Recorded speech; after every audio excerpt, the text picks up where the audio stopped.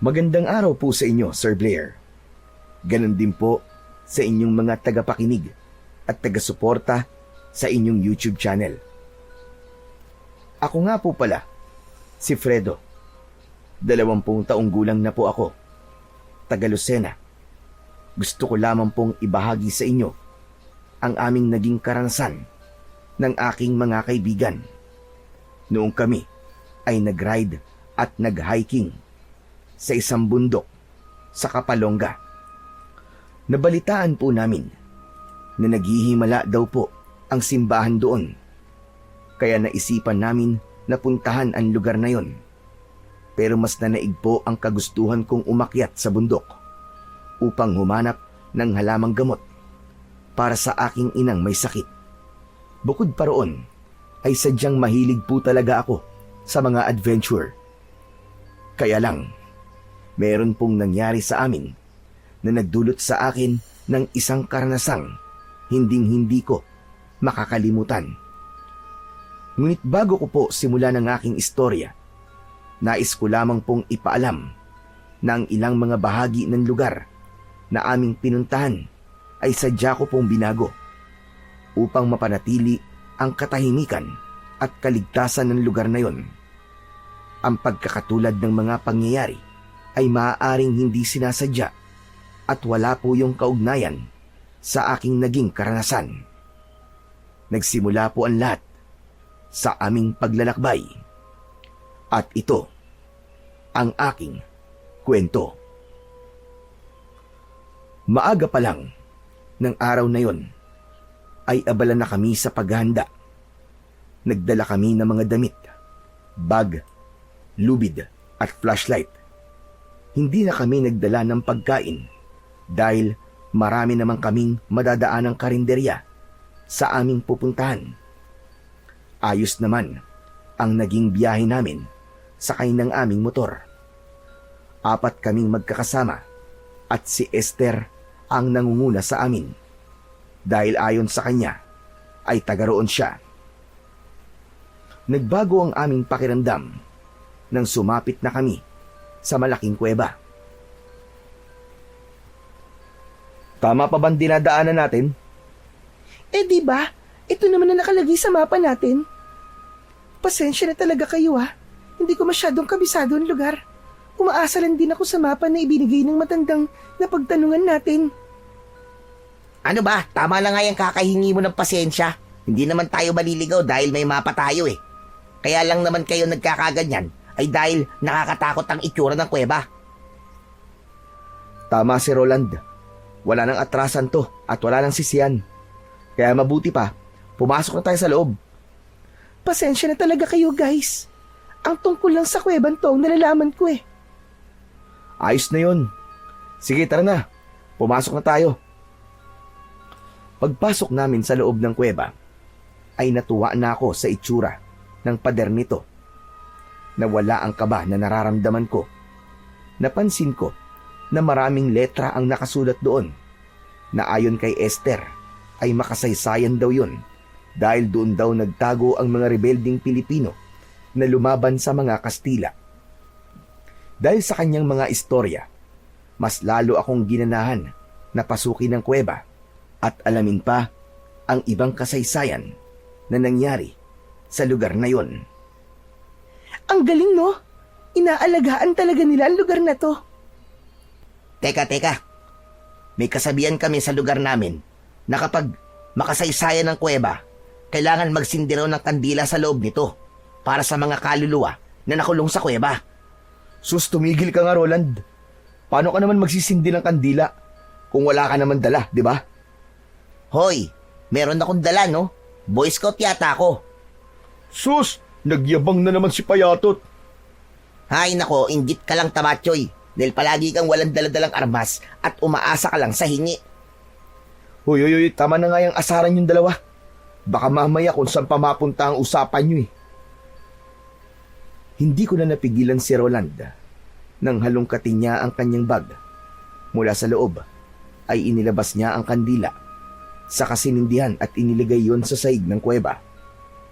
Ako naman ay inabala ko na lang ang aking sarili sa pagtingin-tingin sa paligid Pagkatapos na maglagay ng kandila si Roland, ay nakita ko na marami pang mga nakaukit na salita sa pader.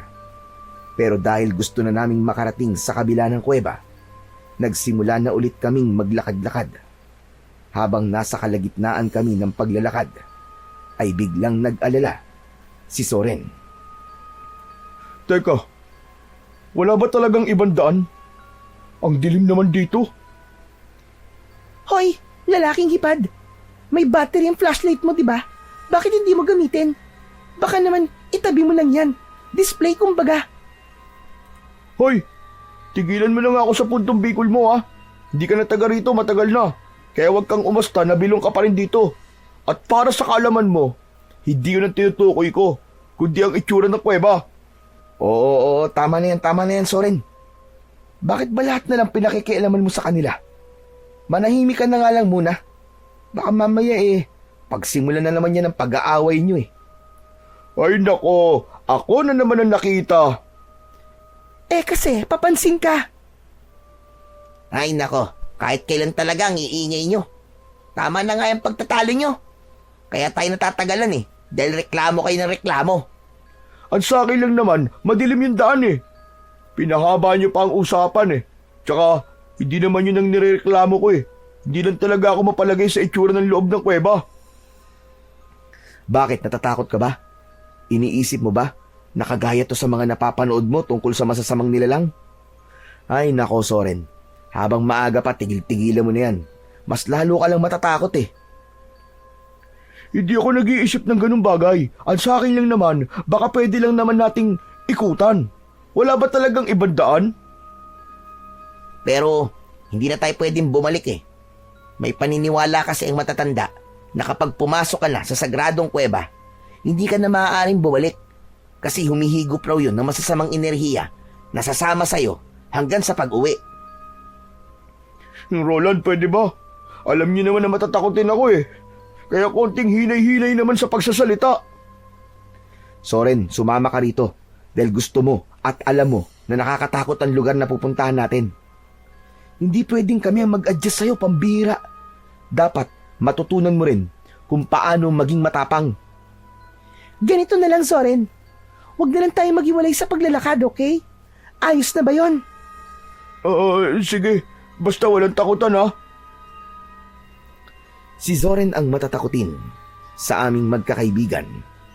Si Roland naman ay maraming paniniwala sa buhay tungkol sa mga masasamang elemento. Ngunit mapagpahalaga sa kalikasan. Siya rin ang pinakabata sa aming grupo. Si Esther, tahimik siya, may pagka-misteryosa, pero maalalahanin sa barkada. Siya ang nag-iisang babae sa aming magkakaibigan. Nagkasundo na kaming pasukin ng kuweba habang dala ko ang mapa na nanggaling kay Esther. Pagsapit namin sa loob habang hawak ang flashlight, pakiramdam ko, palalim ng palalim ang pinapasok namin. Teka, sandali lang. Parang malalim ng kuwebang to, guys. Sigurado ba kayo sa pinapasok natin? Parang nahawa na rin ako kay Soren Sigurado. Basta diretso lang. Maglakad na lang tayo. Baka makita na natin ang lagusan. Tuloy-tuloy lang.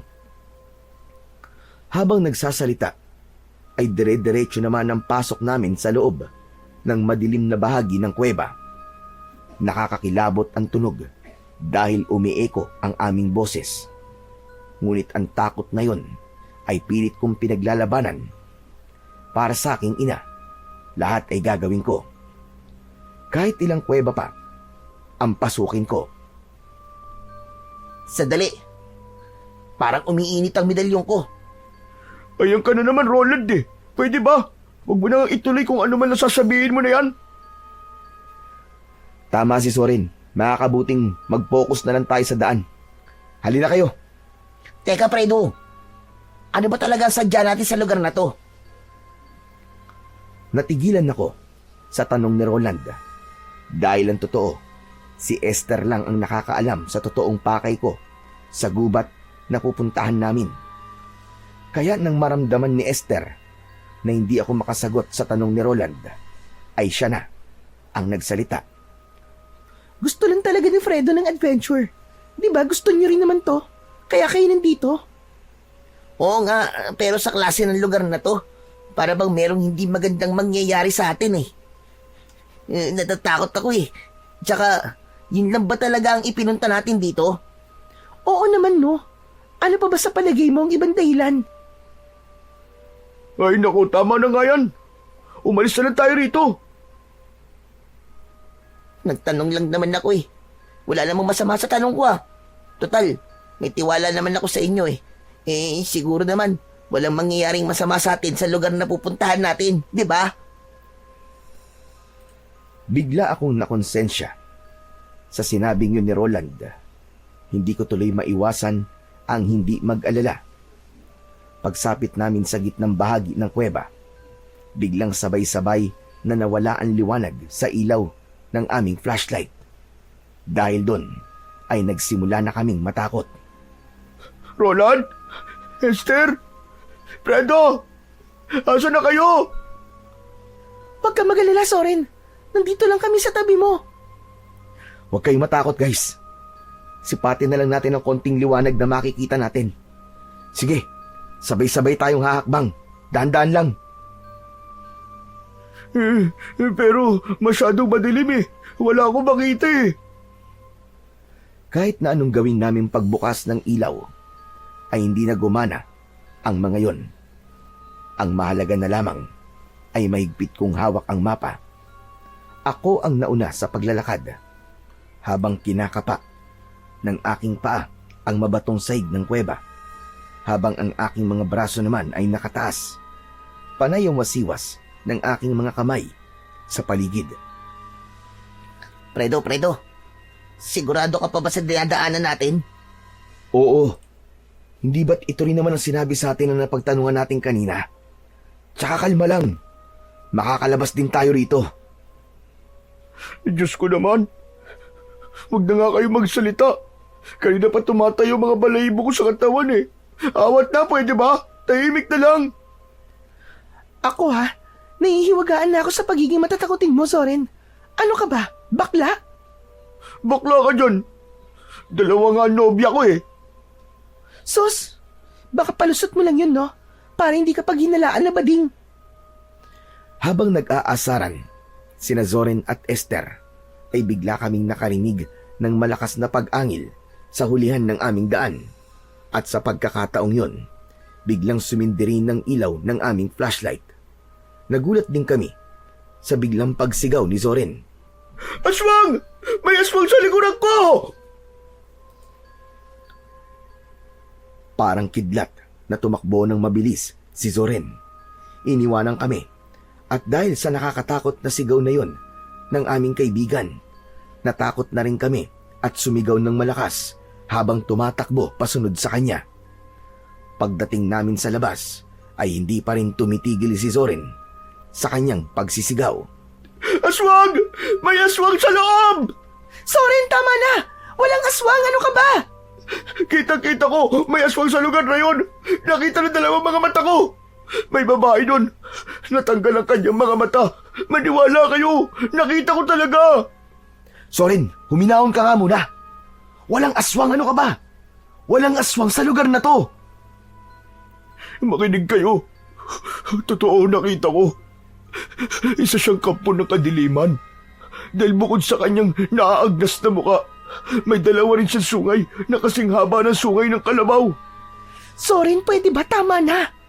Tinatakot mo lang ang sarili mo eh.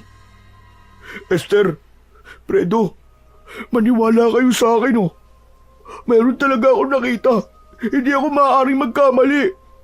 Nasa likod ko siya kanina. At tinawakan niya ang braso ko. Tumahimik ka nga muna. Tama na yan. Pagmasdan niyo ang lugar na to. Tignan niyo ang labas ng kuweba. Saka lang namin naalala na nasa labas na kami ng kuweba. Sabay-sabay naming tinignan ang lugar at tumambad sa aming paningin ang halos pare-parehong sukat ng matataas na puno ng kahoy.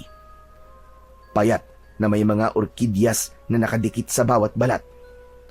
Madilim rin ang bahagi ng lugar na yun. Ngunit ang mas nakakatakot sa lugar ay ang larawan na nakaukit sa pader ng kuweba. Isang nilalang na ulo ng kalabaw, pero tao ang muka. Nagkatinginan kami ni Esther dahil tugmayon sa itsura na sinasabi sa amin ni Zorin. Si Esther ang bumasag ng aming katahimikan. Ah, alam ko na. Kaya ka nagsasabi, may aswang, baka nakita mo lang ang mga larawan na yan. Panakot lang yan sa daga, no? Para hindi nila sirain ang alay ng mga tao na pumupunta sa kuweban to. Tsaka, hindi yan totoong aswang. Iginuhit lang yan talaga sa pader. Hindi kayo naniniwala sa akin? Sige nga, hindi niyo man narinig ang angel kanina? Siya yun. Ang aswang na nasa likuran ko kanina, siya ang umangil. Parang gusto ko na rin maniwala kay Zoren. Pero wala naman talaga akong nakita na nilalang sa likod niya kanina. Kaya hindi ko na napigilan ang hindi magtanong kay Esther. Bilang pagpapanatag ng loob naming lahat. Teka, ano bang klaseng lugar to, Esther? Bakit dito tayo napunta? Eh di ba ang sabi ng matanda, ilog ang kabila ng kuweba? Oo nga, pero bakit kakahuyan na nandito? Malayo sa itsura ng mapa. Sinasabi ko sa inyo, may mali talaga sa lugar na to. Pwede ba tumahimik ka muna, Soren? Pati ako naguguluhan na rin sa'yo eh. Paano kung tatahimik, Fredo? Sige nga. Ikaw ang nagdala sa amin dito, di ba? Kayong dalawa ni Esther na nagplano nito. Tama na nga, Soren. Huwag muna tayo mag-isip ng kung ano-ano sa lugar na to. Aaminin ko na hindi ko rin alam kung bakit nagkaganito ang lugar na to. Kung ganun, posibleng nagkamali tayo ng lugar na napuntahan. Paano naman ang mapa na to, di ba? Dito lang tayo nagkamali sa lagusan ng kuweba eh. Pero ang lahat ng dinaanan natin bago makarating dito ay tama sa lokasyon nakalagay sa mapa. Baka naman nagkamali tayo ng daan, tol. Isa pa, nabura na ang ibang mga detalye sa mapa, di ba? Kaya hindi pa rin tayo nakasigurado kung tama itong binabagtas natin. Nang mga sandaling yon, ay bumundol na ang kaba sa aking dibdib.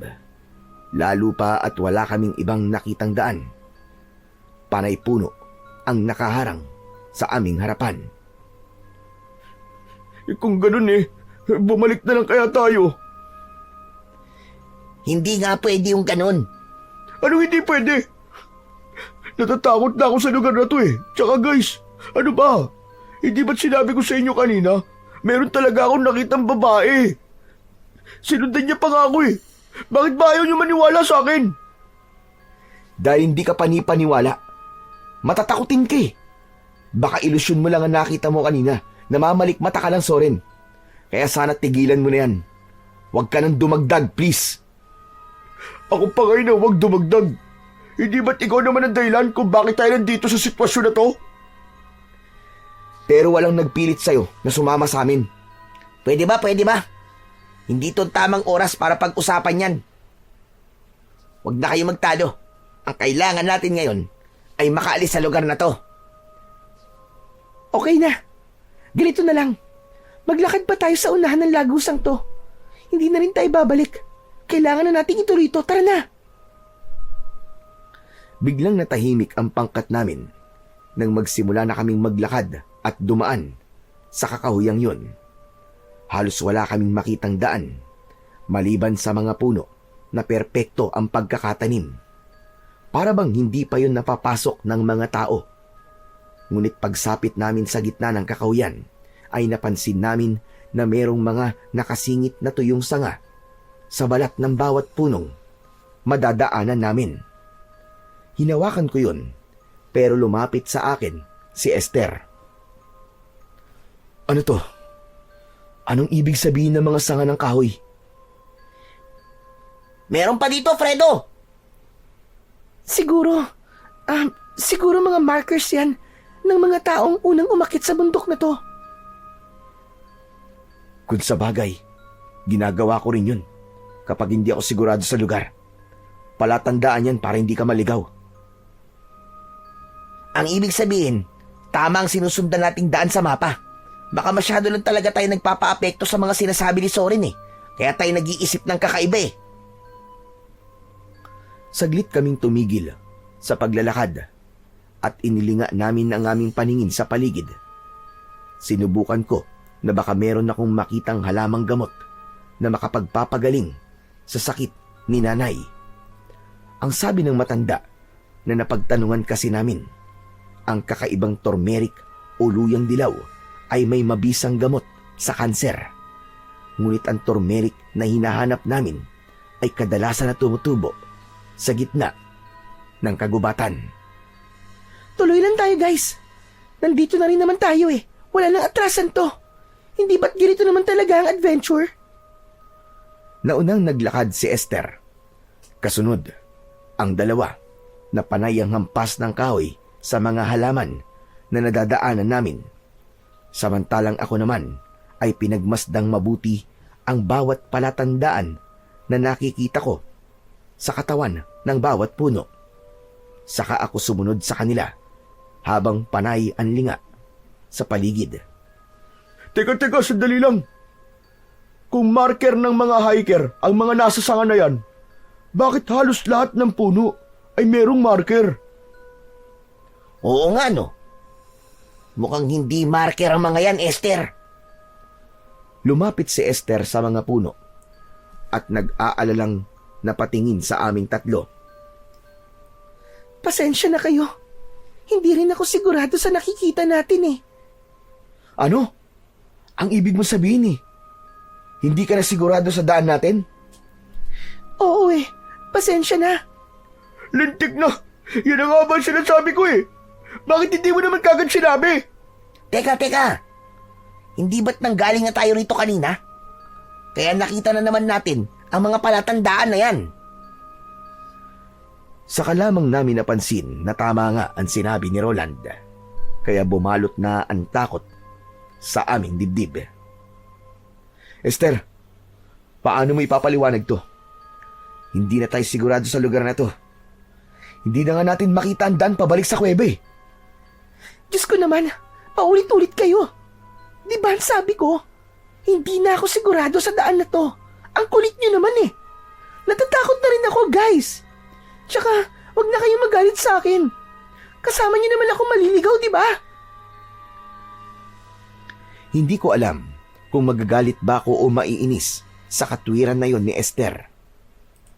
Pero kahit na anong sabihin namin at gawin, ako pa rin ang may kasalanan dahil ako ang totoong dahilan kung bakit kami nalagay sa sitwasyon na yon. Sandali. Anak ng putya, yung medalyon ko nawawala. Tulungan niyo ako, guys. Hanapin natin yung medalyon ko. Pabayaan mo na medalyon mo, Roland. Umalis na tayo rito. Mas mahalaga pa ba yun sa buhay natin? Oo, dahil importante yun sa akin. Hindi pwedeng mawala yun. Dahil yun na lamang ang alaala sa akin ni Lola. Fredo, samahan muna natin si Roland. Hanapin natin ang medalyon niya. Kung sa bagay, baka nahulog lamang yun sa kung saan. Kung marami tayong maghahanap sa medalyon, mabilis natin yung makikita. Kailangan mahanap natin yun dahil malaki ang maitutulong nun sa paglalakbay natin. Lalo na ngayon na nasa kakaibang lugar tayo. Agad kaming bumalik sa lugar na dinaanan namin kanina. Habang nakatungo kami sa lupa, maya-maya pa ay nakita rin ni Roland ang kanyang medalyon. Eto na, guys, nakita ko na. Salamat naman at hindi tuluyang nawala. Lumapit kami sa kanya at nakita namin na naputol ang tali nun. Kaya lang, bigla kaming natigilang lahat nang marinig namin ang huni ng mga langaw sa hindi kalayuan ng aming kinatatayuan. Sinundan namin ng tingin ang pinagkakaguluhan ng mga langaw. Ganun na lamang ang sigaw naming magkakaibigan nang makita namin ang isang naaagnas na bangkay ng tao. Halos wala nang natirang laman na bumabalot sa bungo nito. Nakanganga ang bibig nito. Wasak ang tiyan at may lumalabas na mga uod. Diyos ko! May patay! May patay! Takbo na! Sandali! Hintayin niyo ako! Hoy! Dahil sa nakita namin, wala na kaming pakialam kahit saan pa kami makarating. Halos banggain namin lahat ang mga halaman na nakaharang sa daraanan namin. Hanggang sa makarating kami sa gilid ng kalsada. Makipot at mabato ang daan na yon. Kahit papano ay nakahinga kami ng maluwag. Kalsada na to, guys. May kalsada na rito. Ibig sabihin, may labasan na to. Makakauwi na tayo. Anong lugar kaya to? Teka, parang wala namang mga bahay na nakatayo rito ah. Sandali, tignan nyo guys. May nakasulat sa kahoy. Ayun oh. Binasan ni Roland ang nakasulat sa signboard na gawa sa tabla, habang kaming lahat ay doon na rin nakatingin. Sitio Maligaya. Pambihirang pangalan naman yan, oo. Anong maligaya ba ang pinagsasasabi ng signboard na yan? Nakakatakot nga ang lugar na to eh. Hindi ko rin alam ang lugar na to. Teka, ayun oh. May bahay sa bandaron. Halina kayo, magtanong tayo doon. Teka. Karinderya yan ah. Ang lupit naman ng lugar na to. Karinderya? Sa gilid ng kalsada na walang nakatirang tao. Ano ka ba naman, Zorin? Baka karinderya yan para sa mga sasakyan dumaraan dito. Magpasalamat na lang tayo dahil kahit papano may mapagtatanungan tayo. Magpasalamat. Magpasalamat saan? Na nakakita tayo ng naagdas na bangkay? Anak ng tutya ko. Baka nga sila pa pumatay sa taong yun eh. Huwag na lang tayong tumuloy dyan, Fredo. Huwag na tayong lumapit sa kanila. O sige, pero pupunta pa rin tayo. Pero saka na tayo magtatanong. Ginutom kasi ako eh. Wala nang nagawa ang mga kasama ko dahil nakaramdam na rin pala sila ng gutom. Pansamantala ay nawala ang takot namin habang nilalapitan namin ang karinderya. Nasa liblib na lugar ito at merong mga puno sa paligid. Maayos naman ang itsura. Mukhang malinis naman. Kaya lang, napaisip kami kung kakain ba kami roon dahil naalala namin ang nakita naming katawan ng tao. Mukhang okay naman ang pagkain ah. Saka, gutom na talaga ako eh. Talo-talo na to. Ano sa palagay nyo? Ako rin. Bigla akong nagutom nang maamoy ko ang singaw ng pagkain. Kayo na lang sigurong kumain, guys. Inaayos ko pa tong medalyon ko eh. Dahil naputol yung tali. Kakain na rin ako. Mukhang masarap eh. Huwag na muna tayo mag-isip ng kung ano-ano ha. Ang mahalaga, malagyan ng tiyan natin ng pagkain para makapag-isip tayo ng maayos. Pagdating namin sa tapat ng karinderya, naupo kami sa harap ng lamesa. Pagkatapos ay pinagmasdan ko ang mga pagkain. Hindi ko naman maipaliwanag ang aking nararamdaman. Para bang may kakaiba sa lugar na yon. Pero dahil kumakalam na talaga ang aking sikmura, ay naghintay kami sa paglabas ng bantay roon. Maya-maya pa ay lumabas ang mag-asawa. Nakangiti sila at mukha namang mabait. Tinanong kami kung ano ang ulam na bibilhin namin. Pero si Zorin ay hindi naiwasang hindi mag-alala sa mga pagkain. Fredo, wag na nga lang kaya tayong kumain. Parang kakaibang lugar na to eh. Mukha namang masarap ang niluto nila pero hindi naman natin alam kung anong klaseng karne ang nakahain. Pero si Esther ay nagtuturo na sa mga ulam na naroon. Nagbigay rin ng pagkain ang mag-asawa at inilapag ang plato nito sa ibabaw ng lamesa. Sabay subo sa pagkain. Napalunok kami ng laway dahil mukhang sarap na sarap si Esther sa kanyang kinakain. Gusto naming tanungin si Esther kung gaano kasarap ang pagkain. Kaya lang, nasa tabi namin ang mag-asawa at seryosong nakatingin sa amin. Ibinaling ko na lang ang aking paningin sa ibang direksyon. Oh guys, ano pang hinihintay nyo? Kumain na kayo! Napakasarap ng bopis at dinuguan! Grabe! Nang sabihin yun sa amin ni Esther, mas lalo kong nakaramdam ng gutom. Habang nakatingin kami sa pagkain ng dalaga, dahil sa sobrang sarap ng lasa Kinamay ni Esther ang pagkain. Inalok kami nito, ngunit sunod-sunod ang aming pag-iling. Kalalaking yung tao nga arte nyo. Akala ko ba'y nagugutom kayo? Oh, bakit nakaupo lang kayo riyan? Sayang ho, hindi nyo matitikman ng pagkain to kung gaano kasarap. Muli akong tumingin sa mukha ng mag-asawa. Sa pagkakataong yun, hindi na sila nakangiti. Matatalim ang kanilang tingin na para bang sinusuri kami. Lalo na nang gumawi ang kanilang paningin sa kinauupuan ni Roland. Naabala pa rin sa pag-aayos ng nasira niyang medalyon. At dahil doon, hindi ko na napigilan ang hindi magtanong tungkol sa pagkain. Masarap naman po sana ang pagkain ng karne. Kaya lang wala po bang gulay? Panay karne po kasi ang nakalabas eh. Hindi sumagot ang mag-asawa. Nanatili lamang silang nakatayo na para bang may iniisip.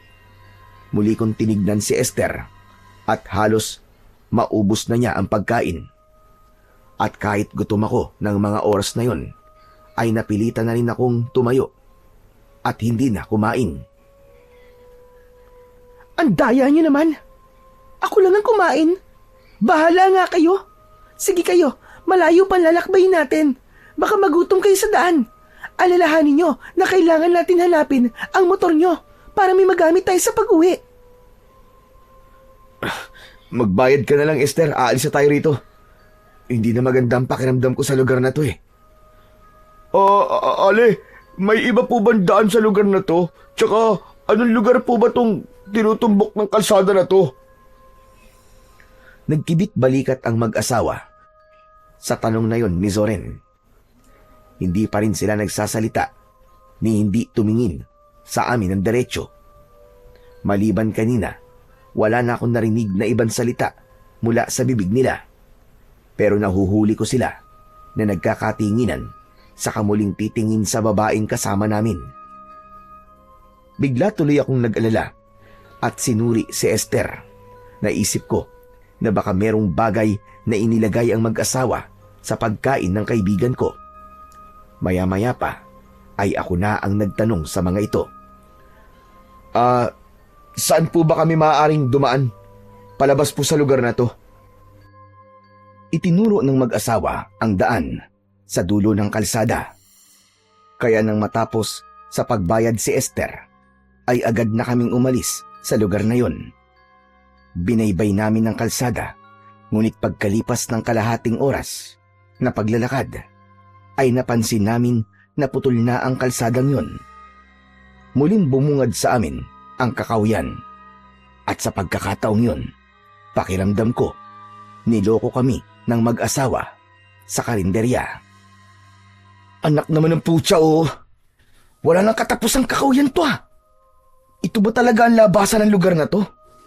Parang panibagong panganib na naman ang haharapin natin sa lugar na to Baka naman, dyan talaga ang daan.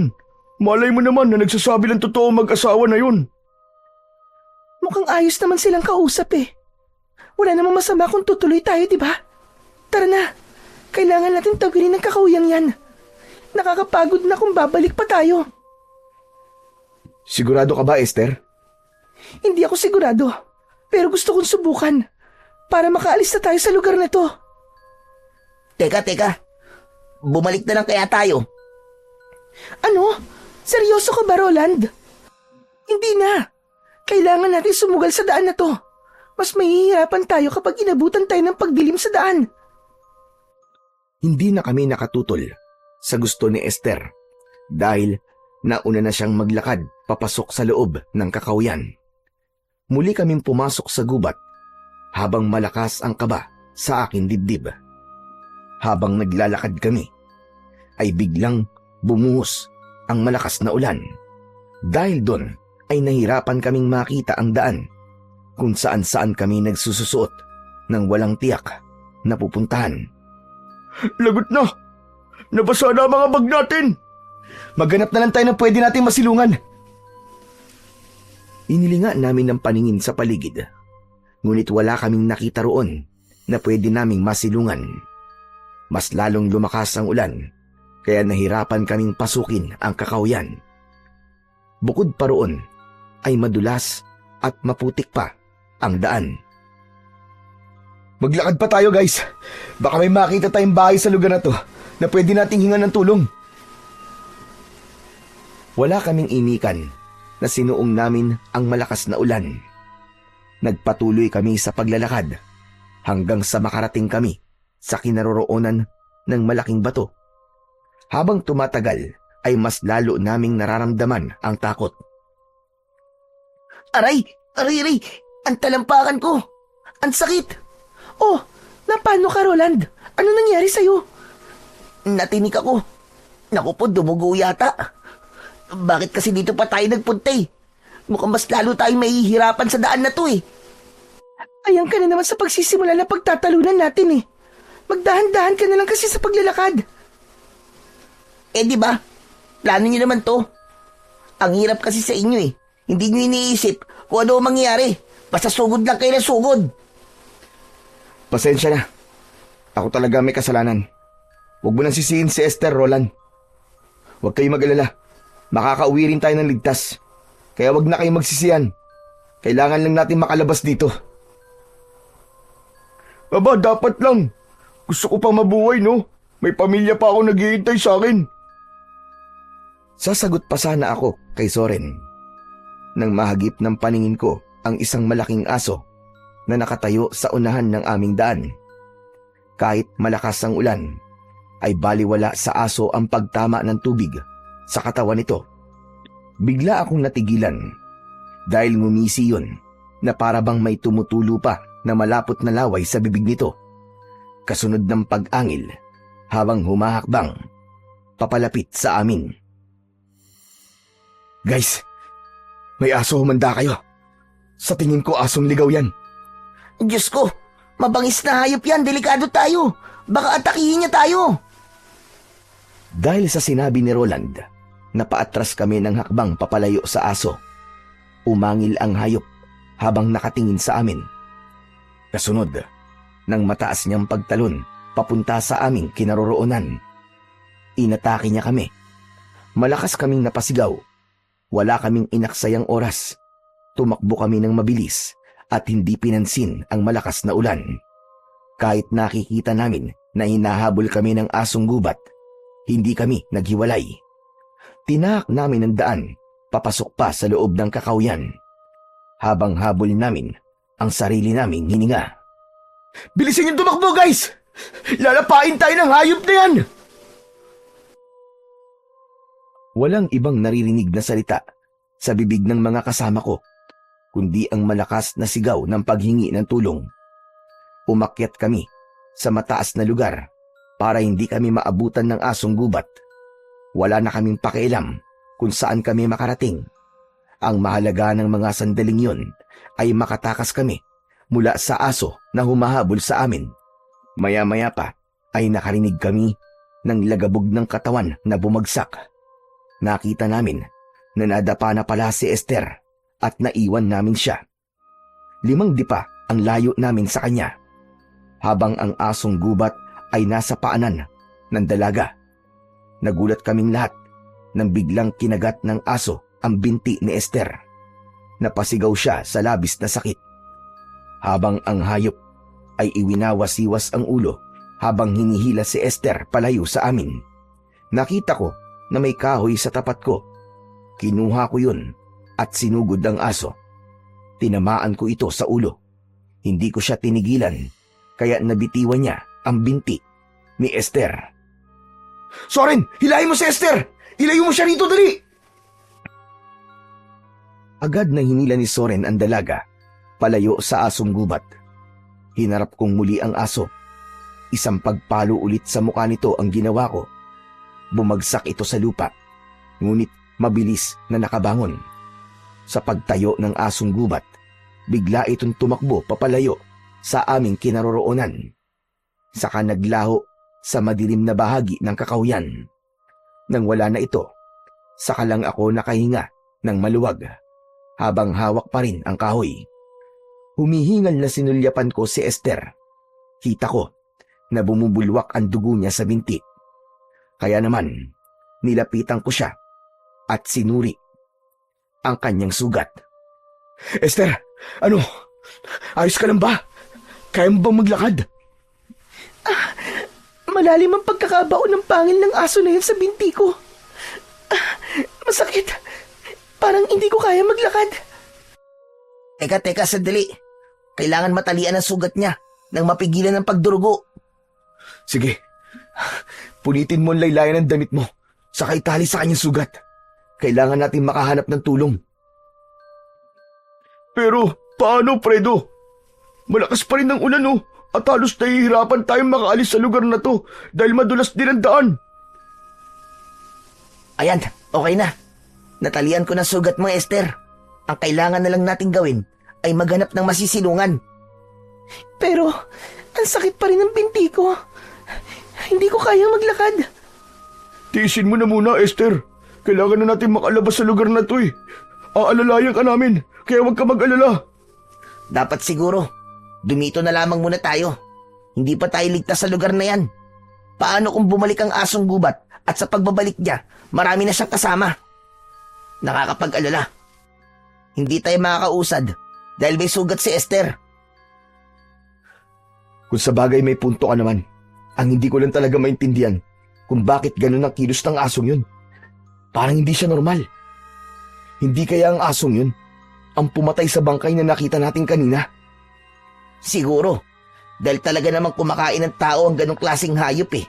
Kaya kailangan natin mag-isip kung paano tayo makakaalis sa buwisit na lugar na to. Ang totoo, pahamak talaga mag-asawang yun sa karinderye. Parang pinaglalaruan tayo eh. Sige na, tama na. Huwag na nating isipin na nakaraan. Doon, sa likod ng bato. Masyadong malakas ang ulan. Kaya magpahinga na muna tayo ron. Tama si Fredo. Magpahinga na muna tayo. Masyado talaga masakit ang sugat ko sa binti. Isang malalim na buntong hininga ang pinakawalan ko bago ko ibinaba ang aking bag. Pagkatapos ay nagpahinga kami at sumandal sa likod ng bato. Dahil sa malagundahon ng puno sa tapat ng aming kinatatayuan, ay nabawasan nun ng pagtama ng ulan sa katawan namin. Saka ko lang naramdaman ng pagod. Pagkalipas ng ilang minuto, sa wakas ay tumigil rin ang ulan. Ayos. Tumigil ng ulan. Pwede na ulit tayo maglakad. Sus! Ngayon pa? Gabi na. Madilim ng paligid.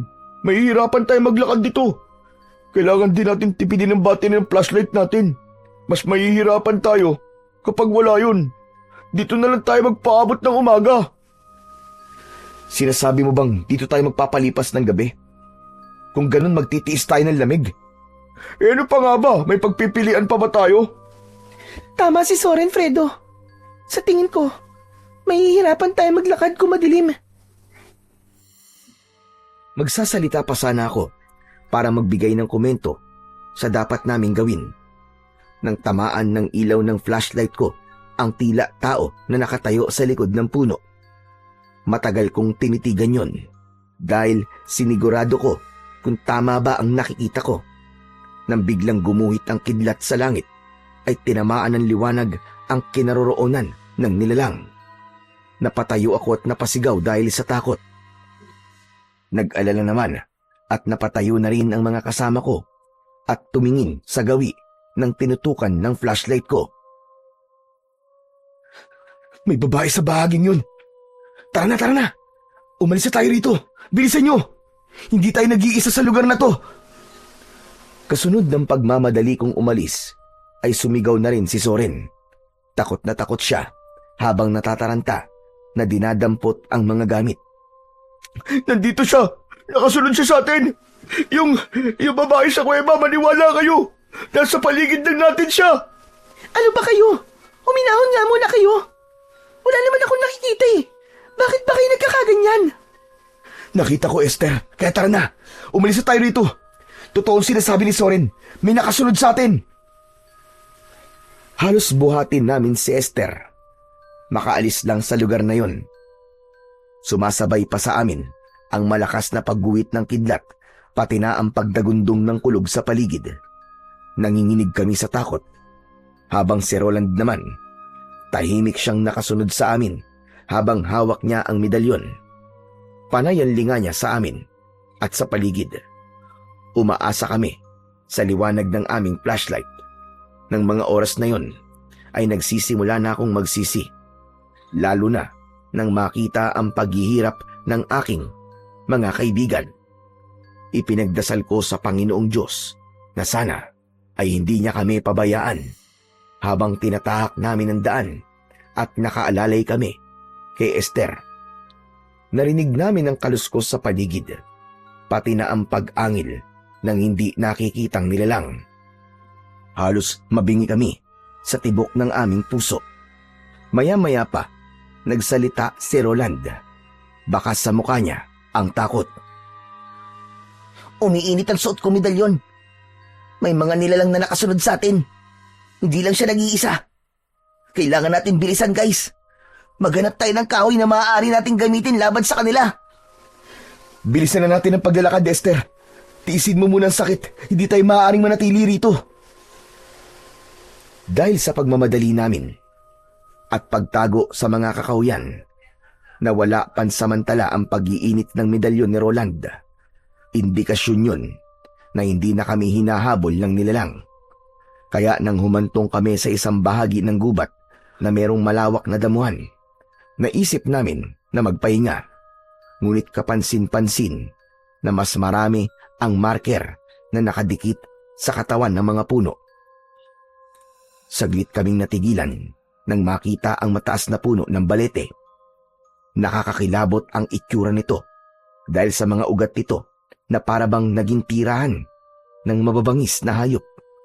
Pero dahil sa kalagayan namin, wala na kaming ibang pagpipilian, kundi ang umasa sa lugar na yon. Mas mapapadali kasi ang pagkilos namin dahil malinis doon. Bukod pa roon, kapag umulan ay hindi kami basta mababasa. Ibinaba namin ang aming bag, saka nagpalinga-linga sa paligid. Okay na, guys. Ligtas tayo sa lugar na to. Siguro naman, wala na nakasunod sa atin dito. Esther, gusto kong magtapat ka sa amin ng totoo. Ano ba talaga klaseng lugar to, ha? Bakit maraming mga aswang ang nagkalat sa paligid?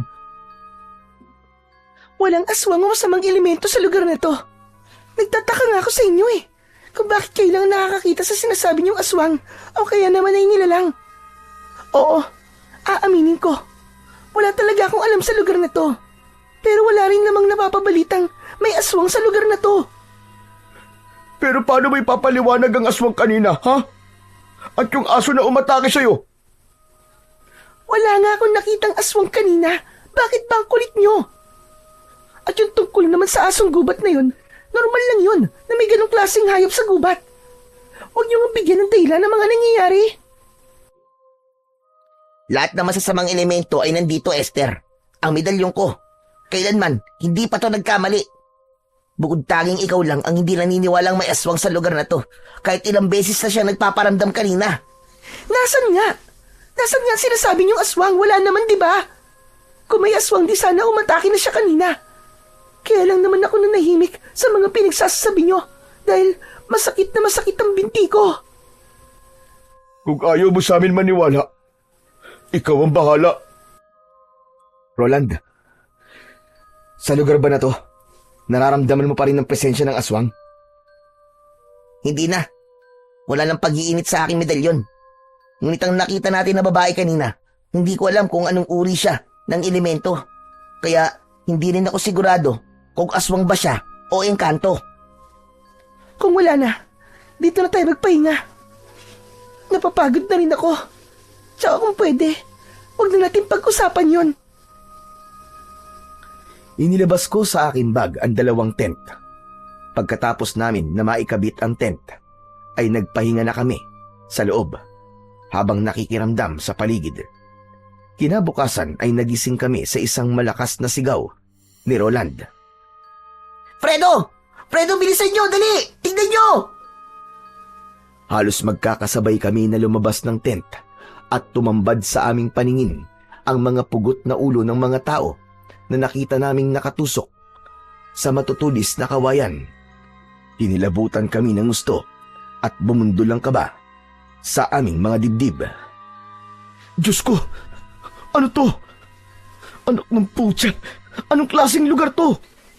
Fredo, ayoko sanang takutin kayo pero sa tingin ko, isa itong sementeryo.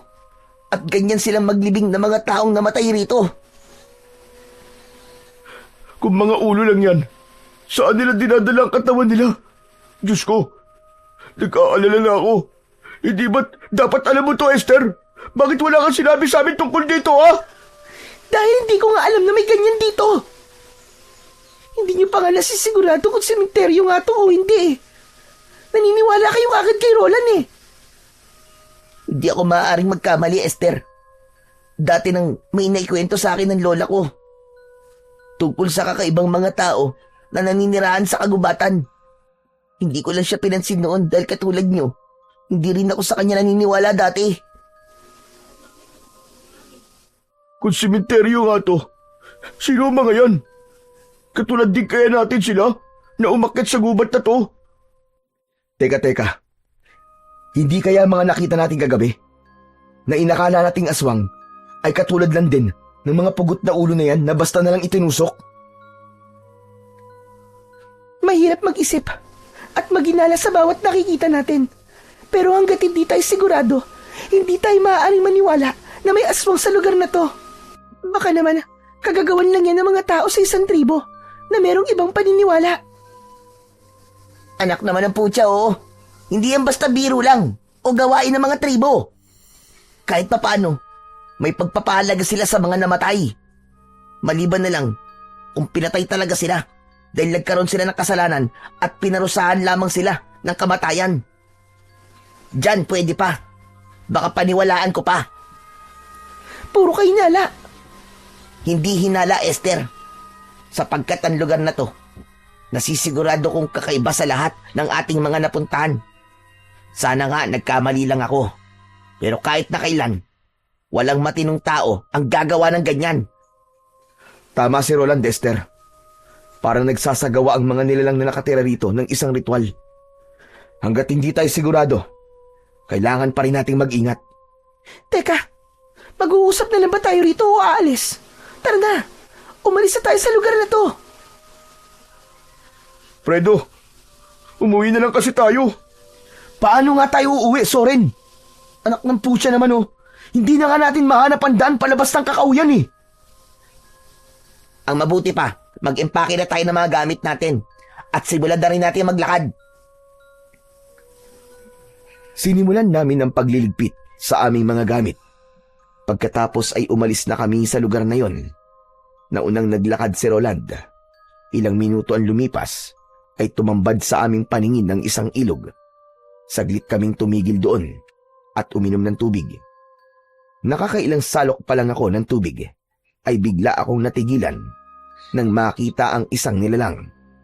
Hindi ko maaninag kung babae ba siya o lalaki dahil may balabal siya na itim.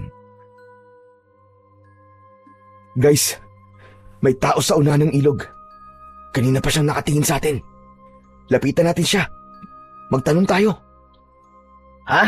Teka, nasan ba? Wala naman ako nakikita. Lahat kami ay napatingin sa unahan ng ilog.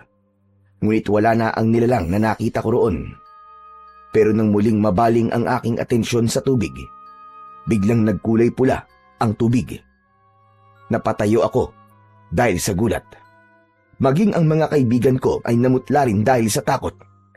Napatingin kami sa unahan ng ilog at wala namang kaming nakitang patay roon. Hinilabutan kami at nandiri dahil nakainom pa naman kami ng tubig sa may ilog na yon. Diyos ko, sariwan dugo to Pabihira, ano ba nangyayari sa atin? Dugo nga, Fredo. Tara na, umalis na tayo rito. Parang hinahabol tayo ng kamalasan. Baka may patay dun sa bandang unahan. Hindi na talaga maganda ang kutob ko sa lugar na to. Kaya wag na tayong titigil sa paglalakad. Dire-diretso na. Lumayo na tayo sa ilog. Sa palagi ko, Pinaglalaruan lang tayo ng gubat. Esther, pwede ba? Hindi tayo pinaglalaruan. Totoo na to. Nasa panganib tayo. Ngayon kung di ka pa rin naniniwala, bahala ka na sa buhay mo. Nakaawang ang bibig ni Esther nang sabihin ko yun. Hindi ko na naitago ang inis ko para kay Esther. Dahil kung hindi naman niya kami dinala sa lugar na yon, ay hindi kami mapapahamak. Bakit parang pakiramdam ko ay nagagalit ka na? At sino ba matutuwa? Huwag mo sanang kalimutan kung sino talaga ang nagpresenta ng lugar na to sa akin. Sinisisi mo ba ako? Dahil nakarating tayo rito? Huwag mo rin sanang kalimutan na may kasalanan ka rin dito, Fredo. Kaya wag lang akong sisisihin mo. Pwede ba? Huwag na kayo magsisiyan. Pare-pareho naman kayo may kasalanan eh. Nadamay pa nga kami rito, di ba? Wala namang magbabago eh. Kahit magtalo pa kayong dalawa dyan. Saka lang ako natigilan at napasuntok sa halaman na nadaanan namin. Nagsimula ulit kaming maglakad na pilit binabaliwala ang itsura ng lugar. Pagkalipas ng ilang sandali, ay humantong na naman kami sa ilog. Ngunit sa pagkakataong yun, ay natigilan na ako. Hindi na ako sigurado sa lugar na pinupuntahan namin dahil ibinalik lang kami kung saan kami nanggaling kanina. Lintik na. Dito rin tayo nanggaling kanina. Oo nga. Diyos ko, paano na to? Dito na ba tayo mamamatay? Huwag ka magsalita ng ganyan, Soren. Patawarin niyo ako. Fredo, bakit? Hindi ko dapat kayo sinama rito. Hindi ko dapat isinugal ang mga buhay niyo. Umasa lang naman ako na makakakita ko ng gamot na pwede kay nanay. Ano sabi mo? Wala. Fredo, narinig ko. Narinig ko ang dahilan kung bakit tayo nandito. Fredo, anong ibig sabihin nito? Naglihim ka sa amin? Sabihin mo nga sa amin, Fredo. Narinig ko sinabi mo kanina. Kaya ba pinagpipilitan mo na pumunta tayo rito? Kahit halos mamatay na tayong lahat dito. Para yan sa gamot ng nanay mo. Para sa nanay mo. Soren, may sakit ang nanay ni Fredo. May taning na ang buhay ng nanay niya. Mas mauuna pa tayo mamatay nito eh. Kung ganon, alam mo rin, Esther. Alam niyong dalawa at nagplano kayo nang hindi namin alam. Soren, Roland, patawarin niyo ako. Hindi ko sinasadya na maglihim sa inyo. Alam nyo, kayong dalawa, makasarili kayo eh. Hindi kayo tunay na mga kaibigan. Tatanggapin ko ang mga sasabihin niyo. Dahil kasalanan ko naman eh. Ngunit para sa nanay ko, gagawin ko ang lahat. Mahanap lamang ang lunas sa sakit niya. Kung mamamatay siya, mamamatay siya. Kahit na anong gawin mo, hindi mo mapipigilan ang kamatayan niya. Bakit ganun? Bakit kailangan mo pa kaming idamay sa kalokohan mo? Soren, magdahan-dahan ka nga sa pagsasalita mo. Kaibigan natin si Fredo. Bakit mo sinasabi yan sa kanya? Kung kaibigan talaga ang turing niya sa amin, hindi siya magsisinungaling. Roland, pati ba naman ikaw? Ano? Ako na naman ang mali. Sige, sabihin niyo nga sa amin. Kaibigan pa ba namin kayo, ha? Alam niyo, pagkatapos talaga ng mga nangyaring to, maghiwa-hiwalay na tayo. Tapos na ang pagiging magkaibigan natin. Pero wala naman akong magagawa eh. Kung yan ang desisyon niyo. Mali ako at inaamin ko yun. Pero kayo lang naman ang inaasahan kong tutulong sa akin eh. Kaya ko to nagawa. Pero mali. Dahil sa umpisa pa lang niloko mo na kami. Lalo-lalo ka na, Esther. Magsama kayong dalawa. Total, palagi naman siyang kinakampihan mo eh. Magkasabwat pa kayo. Wala akong kinakampihan at wala rin akong pinipili. Pareho ko kayong kaibigan, kaya pwede ba? Tama na ang pagtatalo natin. At simulan na natin na hanapin ang daan. Dahil sa galit, ay naunang naglakad sina Soren at Roland. Iniwan kami ni Esther na dismayado sa mga nangyari. Pero pagdating namin sa gitna ng kakahuyan, bigla kaming natigilan nang makita ang isang hanay ng mga kalalakihan na nakatayo sa unahan ng aming daan. May mga dala silang sibat habang nakangising umaangil na parabang mga gutom. Hindi sila nagsasalita, ngunit tumutulo ang kanilang malapot na laway. Sandali, umiinit na naman ang suot kong medalyon. Hindi sila mga tao. Sila na ang aswang. Sila ang mga nilalang na naramdaman ko kagabi. Diyos ko, anong klaseng nilalang ang mga yan? Takot na napasiksik si Soren kay Roland habang sila ay nasa unahan namin ni Esther. Humakbang sila paatras habang hindi inaalis ang paningin sa mga taong nakatayo sa unahan ng aming daan. At sa isang iglap, biglang nagbago ang anyo ng mga tao. Naging isang nakakatakot na halimaw, nakahawig ng kalabaw. Humaba ang kanilang dila na pilit kaming inaabot. Dahil sa bilis ng pangyayari, wala na akong ibang nagawa, kundi ang tumakbo. Takbo! Takbo na! Halos magkakasabay kaming lahat sa pagtakbo, papalayo sa mga nilalang na humahabol sa amin. Lintik na! Wala namang katapusan to! Doon, sa gawing yun! Doon tayo magpunta! Bilisan nyo! Dahil sa pagmamadali naming makatakas, ay hindi na namin namalayan kung saan nawala si Esther. Nakalimutan ko, nahirap pala siyang tumakbo dahil sa sugat niya sa binti. Roland, Soren! Si Esther nawawala! Anak ng putya! Nasa si Esther? Hindi kami makabalik dahil malapit na kaming abutan ng mga aswang na humahabol sa amin. Si Esther! Balikan natin siya! Habang tumatakbo kami, ay biglang nanigas ang aming binti. Hindi namin maigalaw na parabang may malakas na puwersang pumipigil sa aming katawan. Roland! Hindi ko maigalaw ang katawan ko! Tulungan niyo ako! Ako rin, Fredo! Parang may bumabalot na malakas na puwersa sa katawan ko! Nakita ko rin si Zorin na hindi na rin nakakaalis sa kinatatayuan. Maya-maya pa ay dumating na ang mga aswang. Pinalibutan nila kami. Nakikiusap kami. Huwag niyo kami sasaktan. Wala kaming ginagawa masama sa inyo. Pakiusap.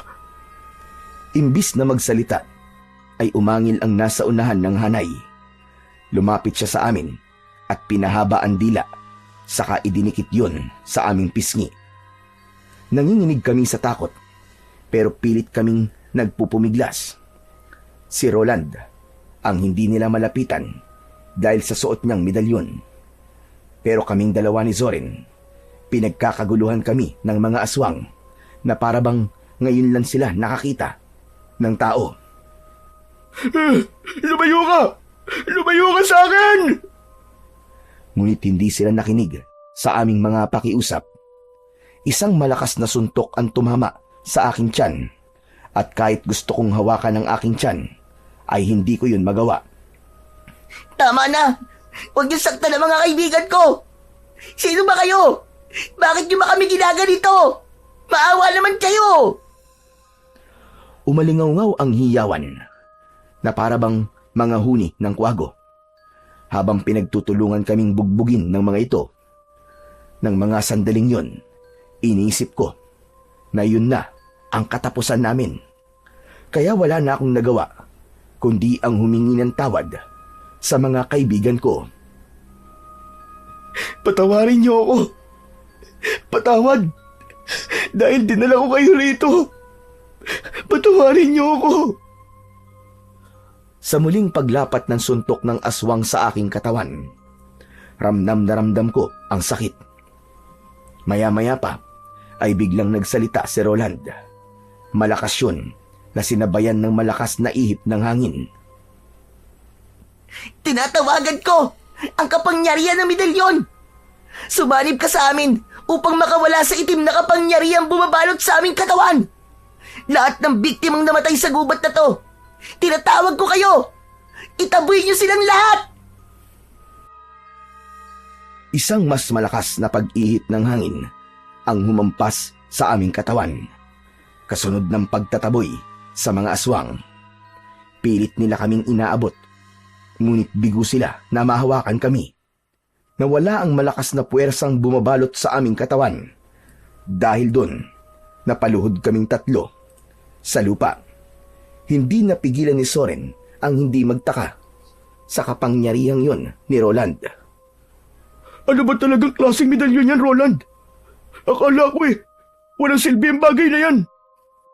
Hindi ko rin nakalain na mayroon palang ganitong klaseng kapangyarihan ang medalyo ni Lola.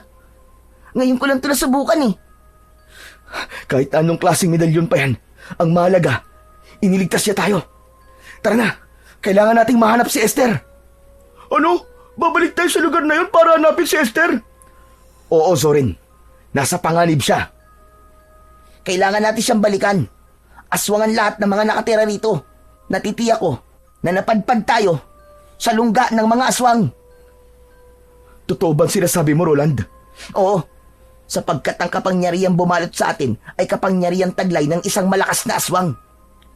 Maaaring ang mga nilalang na yon ay alagad ng isang malakas na aswang na umaatake gamit ang isang itim na mahika. Diyos ko, makakalabas pa ba tayo rito ng buhay?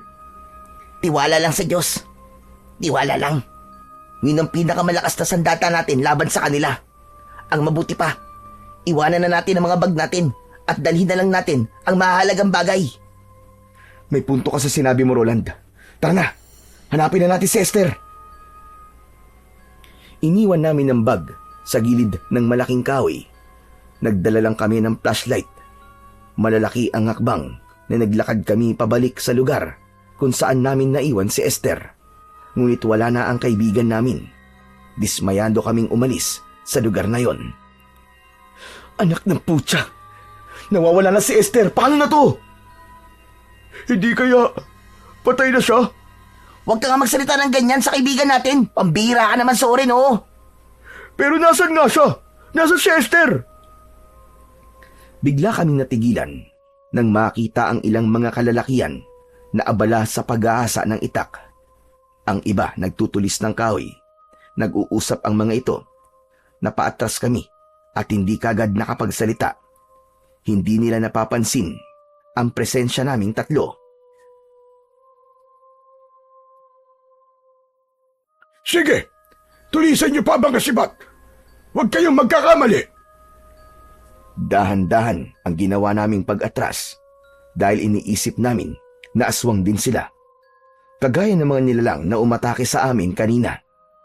Habang hindi namin inaalis ang paningin sa kanila, nagtago kami sa likod ng isang malapad na puno. Lalapit ako sa kanila. Magbabakasakali ako na matutulungan nila tayo. Hindi ba't sabi ni Roland, baka aswang ang mga yan? Kaya nga magbabakasakali ako, di ba? Kung sa bagay, malay mo naman na mayroong tao pa rin na nakatira dito sa lugar na to. Isa pa, hindi umiinit ang suot kong medalyon eh. Napasulyap ako sa medalyon ni Roland bago iniwan ng mga ito sa likod ng puno. Maingat akong lumapit habang abala pa rin sila sa kanilang mga ginagawa. Sinilip ko ang tatlong lalaki na naghahasa ng dulo ng sibat. Ang isa naman ay may taklob ng tela sa ulo at panay ang hasa ng itak. Sa pagbabago ko sana ng pwesto, natapakan ko ang sanga ng puno. Sabay-sabay silang napatingin sa gawi ko, kaya hindi na ako nagdalawang isip. Tumakbo ako sa kinaroroonan ni Soren at Roland. Tara na, tumakbo na tayo! Nakita nila ako! Teka, nasa si Roland? Fredo, biglang nawala si Roland eh. Ha? Nasaan siya?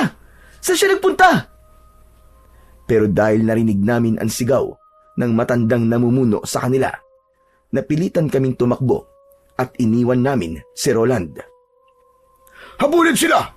Huwag niyo silang hahayaan na makatakas! Ayun na sila, Soren! Bilis! Bilis naman tumakbo!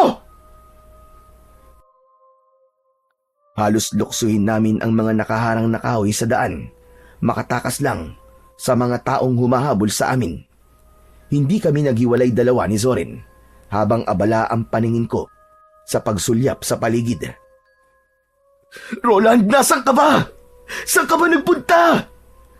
Bigla siya nawala sa likuran ko kanina eh. Hindi ko alam kung saan siya nagpunta. Doon tayo magtago, dali. Ano ba kasing nangyayari? Hindi ko alam. Basta bilisan mo tumakbo. May mga sandata sila. Papatayin nila tayo kapag naabutan nila tayo. Bilisan nyo, mga kasama. Baka makatakas sila. Yun ang narinig kong sigaw ng matandang nangunguna sa paghabol sa amin. Mas lalo namin binilisan ng pagtakbo. Pero dahil sa mga kahoy na nakaharang sa daan, natisod kami at bumagsak kami sa lupa. Nasugatan ako sa tuhod at si Soren naman, hindi niya ako iniwan. Sige na, tumakas ka na, Soren. Iwanan mo ako. Iligtas mo ang buhay mo. Hindi kita iiwan dito, Fredo. Huli na para tumakbo dahil napalibutan na kami ng mga lalaking may dalang sandata. Itinutok nila sa amin ang sibat. Subukan niyong tumakbo. Kung hindi, yun na rin ang magiging katapusan ninyo. Nagkatinginan kaming dalawa ni Zoren. Itinaas namin ang dalawa naming mga kamay bilang pagsuko.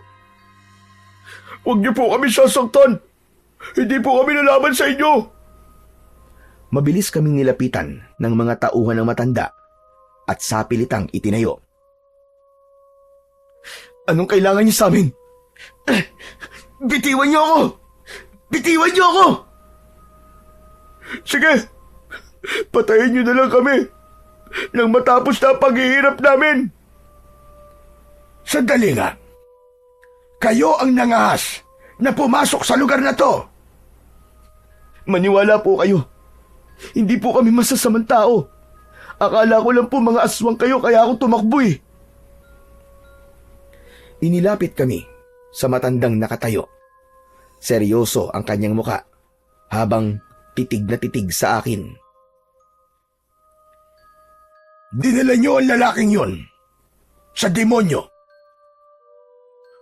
Ho? Sino po lalaki, Lolo? Teka, hindi ko po kayo maintindihan eh. Hindi ako sinagot ng matandang lalaki.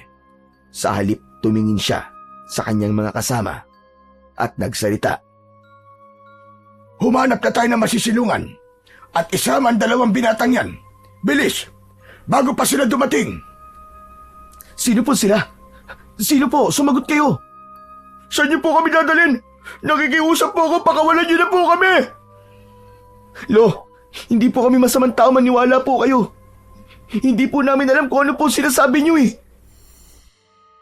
Kahit anong pagpupumiglas namin, ay hindi kami makawala sa pagkakahawak ng mga lalaki sa tigkabilaan naming mga braso. Wala na kaming nagawa nang kalad ka rin kami ng mga ito papunta sa ibang direksyon ng daan. Pagkalipas ng kalahating oras na paglalakad, ay narating namin ang kuta ng mga lalaking dumampot sa amin. Nang mga sandaling yon, ay kalat na ang dilim sa paligid. Maraming nakasinding sulo at halos maliwanag na ang lugar na pinagdalhan sa amin. Nakita namin ang halos kasing edad naming mga lalaki na parabang nagsasanay sa paghawak ng armas. Sige na, pakawalan niyo na sila. Umupo kayo sa malaking bato na yan. Nagtataka kaming sumunod sa pinag-uutos ng matandang lalaki. Naupo siya sa harapan namin. Lolo, ano po bang kailangan niyo sa amin? Inililigtas ko lang kayo. Ang naramdaman kong malakas na puwersa ay nanggaling sa pinakamalakas na medalyon ng lalaking kasama niyo kanina, hindi ba? Nagkatinginan kaming dalawa ni Zoren dahil sa pagtataka. Paano niyo po nalaman ang tungkol kay Roland? Hindi na mahalaga kung paano ko nalaman. Ang mahalaga, nandito kayo sa ligtas na lugar. Kanina po kasi sinabi niyong baka dumating sila. Sino po bang sila ang tinutukoy niyo, Lolo? Lolo Espilo, ang itawag niyo sa akin. Ang tinutukoy ko kanina ay ang mga aswang na bagat. Ang mga nilalang na totoong nakatira sa kagubatang ito. Sila ang mga nilalang na papatay sa inyo. Ano pong ibig niyo sabihin? Papatayin nila kayo bilang pag-aalay sa kanilang suprema. Suprema? Alay? Pero, mga lalaki po kami. Akala ko po ba dalagang birhen lamang ang inaalay? Hindi birhen, kundi isang binatilyong may suot na medalyong trespiko dignum o medalyong naguutos sa hangin para alisin ang malakas na puwersa ng kadiliman.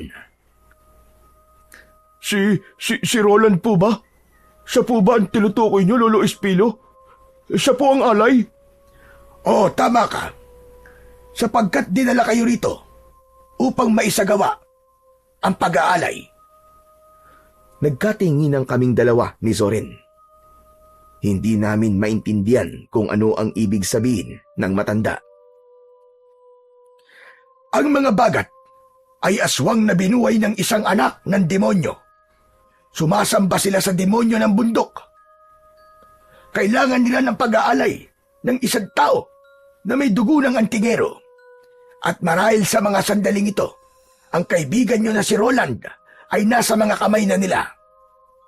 Napili nila ang kaibigan nyo para siya ang gawing alay. Kung totoo po ang sinasabi niyo, Lolo Espilo, kailangan po ni Roland ng tulong namin. Hindi magiging madali ang paglaban sa kanila sapagkat balot sila ng kapangyarihang itim. At nang makita kita, Fredo po. Ako po si Fredo. Siya naman po si Zorin. Nang makita kita kanina, Fredo, marahil ikaw na nga ang binatang matagal ko nang hinihintay. Ano po? Hinihintay niyo po ako? Oo.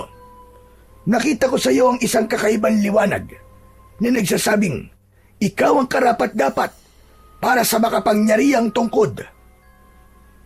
Ho? Paano po si Fredo? Ngayon lang naman po namin kayo nakausap Hindi ako isang ordinaryong tao lamang. May kakayahan akong makakita sa hinaharap. Isa akong babaylan. Kaya nga alam ko na sa mga sandaling ito, nasa piling na ng mga bagat ang kaibigan ninyo. Ngayon na magaganap ang pag-aalay, kunin mo, Fredo, ang tungkod na ito. Hawakan mo. Inabot sa akin ni Lolo Espilo ang tungkod. At nang hawakan ko yun, biglang nawala ang sugat ko sa tuhod. Lumiwanag din ang paningin ko na kahit gabi na, ay malinaw kong nakikita ang paligid. Sa pagbibigay sa iyo ng kapangyarihang makakita ng liwanag sa dilim, palatandaan yan na ikaw na nga ang itinakda. Paano po kayo nakarating dito? Kung lungga po ito ng mga aswang na bagat. Tinawid namin ang mga sagradong bundok para hanapin ang lugar na to. Marami sa mga kapamilya namin ang pinatay ng mga aswang na yon. Kasama na roon ang aking anak. Pumunta kami rito para isalba siya. Pero huli na pala kami ng dating. Teka lang, ano po bang sagradong bundok ang tinutukoy nyo? Hindi po ba ito po ang bundok ng Kapalongga? Hindi. Sapagkat ang lugar na ito ay ang bundok ng Tabor, ang tahanan ng mga aswang. Binago ng mga aswang ang kwento para isipin na ito ang bundok ng Kapalongga upang marami siyang maloko at madala sa lugar na ito. Ang tunay na sagradong bundok ay doon sa tapat ng bundok na to, at ang lugar na kinaroroonan mo ngayon ay lungga ng mga aswang. Kung ganun po, nagkamali kami. Naligaw po kami. Hindi niyo pa rin ba naiintindihan? Sinadya kayong iligaw. Dinala kayo rito. Paano po ito nagsimula, Lolo Espilo? Nangyari ang lahat ng ito nung panahon pa ng kaguluhan, nang sumiklab ang ikalawang digmaang pagdaigdig. May isang grupo ng mga lalaki na nakaranas ng paghihirap At sama-sama silang umakyat sa bundok ng Tabor upang ialay ang kanilang kaluluwa sa demonyo. Humingi sila ng tulong sa hari ng kadiliman para iligtas sa kanilang sarili, kapalit ng buhay ng isang lalaking may dugong antingero. Nang makita ng hari ang paghinagpis ng mga lalaki, binigyan niya ang mga ito ng kapangyarihan. Ano pong mangyayari sa kaibigan ko? Ang kaibigan mo ang kukumpleto sa 10 alay na hinihingi ng demonyo sa kanila. Kasabay ng 10 alay ang pagsalubong nila sa Bagon Suprema.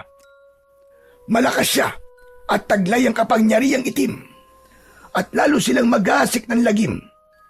Ilang buhay pa ang mawawala at kapag hindi sila napigilan, ilang mga kagaya niyo pa ang mabibiktima para sa paggawa ng panibagong Suprema. Kapag dumating ang Bagong Suprema, magiging malakas din ang kapangyarihan ng mga aswang at lalagpas pa ito sa karatig bundok. Tulungan niyo po ako. Iligtas po natin ang kaibigan ko. Maganda kayo. Lulusog na tayo. Ililigtas natin ang kaibigan nila. Ngunit bago ang lahat, mag-alay muna tayo ng huling dasal upang gabayan tayo ng Panginoon sa lakad natin. Sa pagpapatuloy ng aming pag-uusap ni na Lolo Espilo at Zorin, tumayo ang matanda at lumapit sa amin. Nagkamali siya ng taon dinala sa lugar na to, Fredo. Ang babaeng nagdala sa inyo rito ay ang kanilang Suprema. Sinadya niya na madala kayo rito upang gawin ang pag-aalay ng buhay. Siya si Esther, ang babaeng nagdala sa inyo rito. Diyos ko! Isang aswang si Esther! Isang Suprema, ang tagapagpatupad sa pag-aalay. Ang tungkod na hawak mo, Fredo, ang papatay sa kanya. Magagawa mong labanan ng itim niyang kapangyarihan sa oras na magkaharap kayo. Protektahan mo ang alay.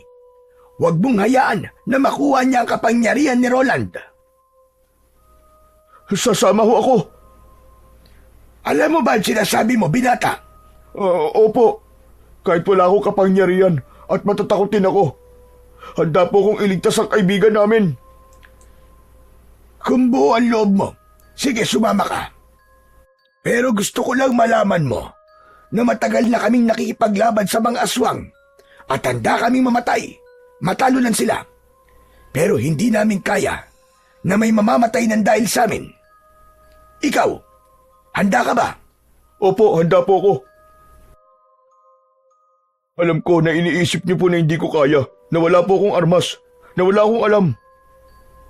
Alam ko lang po, ay hindi ko kaya mabuhay na palagi na lamang natatakot. Kaya sasama po ako. Handa po ako mamatay para sa kaibigan ko. Ako rin po, Lolo Espilo. May sandata man o wala, ililigtas ko si Roland. Kung ganon, tara na. Magmadali kayo. Isang pangkat kami na lumusob sa lungga ng mga aswang, dalaan tungkod. Si Zorin naman, binigyan siya ng sibat ni Lolo Espilo.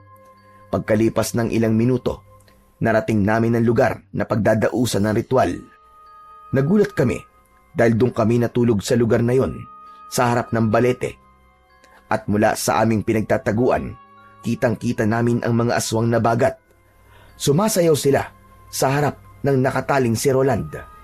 Si Esther nakita namin. Ipinapasa sa kanya ang koronang gawa sa sanga ng kahoy at sa dulo nun ay merong nakatusok na mga bungo ng sanggol. Hindi napigilan ni Zorin ang hindi magalit kay Esther. Traidor siya, Fredo! Traidor siya! Kampong pala siya ni Satanas! Pagmasdan nyo kung ano ang ginagawa nila. Bakit hindi pa tayo sumugod sa kanila, Lolo Espilo? Dahil hindi pa sila kompleto. Maghintay kayo dahil magpapakita sa lugar na yan ang hari at reyna nila. Matyaga kaming naghintay sa pagdating ng hari at reyna. Maya-maya pa ay nanlaki ang aking mga mata nang mula sa sulok ng kakawyan ay dumating ang mag-asawa. Anak ng... Teka, Fredo! Hindi ba't sila yun? Yung mag-asawa sa karinderya? Pambihira. Muntik na tayo kumain ng lutong ulam nila.